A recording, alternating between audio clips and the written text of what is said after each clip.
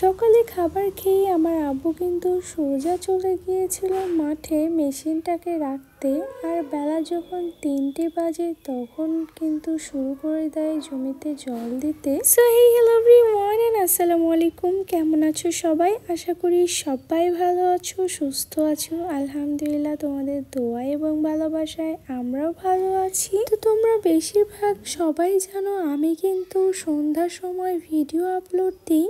তো সেই দিনও আমি ভিডিও আপলোড দিচ্ছিলাম মাগরিবের নামাজের পরে। তখনই মা আমার কাছে এসে বলে আব্বুর কাছে যেতে আর কতক্ষণ লাগবে সেটা জানাতে। তাই আর কি ফোনটা হাতে নিয়ে সোজা বেরিয়ে গেলাম বাড়ি থেকে মাঠে যাওয়ার জন্য। যদিও তখন রাত্রি হয়ে গেছিল, তারপরেও আব্বুর কাছে যেতে হবে এইটা ভেবে সাহস করে একাই কিন্তু চলে আসছি। সেটার থেকে বড় কথা হচ্ছে আমি তখন মহা খুশি ছিলাম, ভাবছিলাম আমি যাব আর তখনই কিন্তু শেষ হয়ে যাবে। কিন্তু আমি এখানে আসার পরে পুরো অবাক হয়ে যাই, কারণ আসার পরেই আমি জানতে পারি এখনো 2টো জায়গায় জল দিতে হবে। এই যে আমি এখন দেখাচ্ছি যেই জায়গাটা, ওইটা দেখো কেমন শুকনো হয়ে রয়েছে।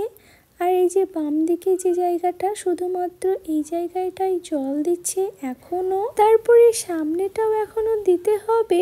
তো সব মিলিয়ে জগা খিচুড়ি পাকিয়ে গিয়েছিল আমার মাথার মধ্যে। আমি ভেবেই পাচ্ছিলাম না আর কতক্ষণ লাগবে। তো এই যে আলহামদুলিল্লাহ দেখো আমাদের শশার জমিতে শশার গাছ ফুটেছে, কত বড় হয়ে গেছে তাই না? ও হ্যাঁ, আরেকটা কথা বলে রাখি, জমিতে শুধু আমার আব্বুই ছিল এমনটা না, ভাইয়াও কিন্তু ছিল। তাই আমার আব্বু এখন ভাইয়াকে ডাকছে মেশিন চালাবে, সেই জন্য মেশিন চালানোর সময় কিন্তু আমাকেও অনেক কল টিপতে হয়েছে। কটা শুরু করেছো? 3:13। আর এখন বাজে 8:28। 8:28।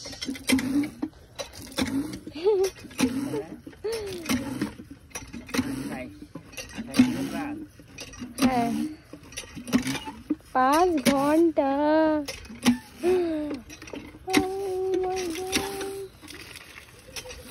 বাড়ি যাইতে যাইতে 9টা।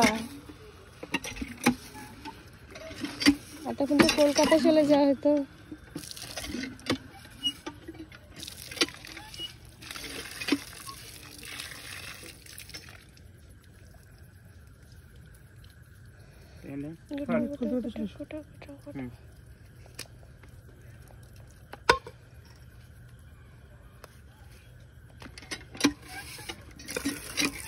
আজকের ভিডিও ভালো লাগলে একটা অবশ্যই লাইক করে দেবে।